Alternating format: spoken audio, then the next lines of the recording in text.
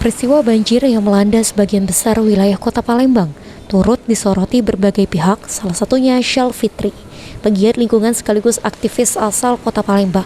Penggiat lingkungan Palembang, Syal Fitri mengatakan, keberlangsungan musim hujan sebenarnya sudah diprediksi jauh-jauh hari, dan sebelum musim hujan, berbagai hal antisipasi banjir mestinya sudah dilakukan, mengingat banjir di Palembang bukan kali pertama terjadi.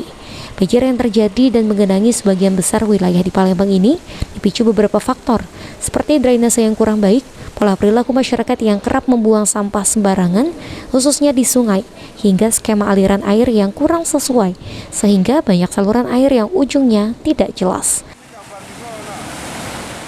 Kita sudah mulai menata, berarti ada sesuatu yang kita lakukan untuk preventif.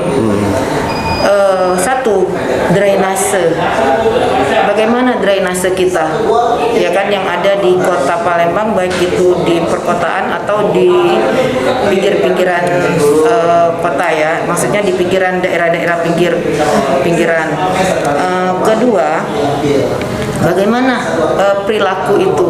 Nah, berarti perilaku masyarakat juga harus kita bentuk dalam arti kata adanya sosialisasi dan edukasi bagaimana masyarakat bisa memahami bagaimana pengelolaan sampah mulai dari rumah, dari sekolah-sekolah, dari instansi, dari pokoknya semua lapisan masyarakat tidak ada terkecuali. Untuk saat ini beberapa hal perlu diberlakukan pemerintah, seperti meninjau ulang drainase yang ada, serta untuk mengubah pola masyarakat yang kerap membuang sampah sembarangan. Perda nomor 3 tahun 2015 revisi 2018 tentang pengelolaan sampah rumah tangga dan lain sebagainya disebutkan bahwa pelaku pembuang sampah sembarangan akan didenda sebesar Rp250.000 dan kurungan selama 3 hari harus dipertajam dan benar-benar dilakukan. Sandi Pratama, PAL TV.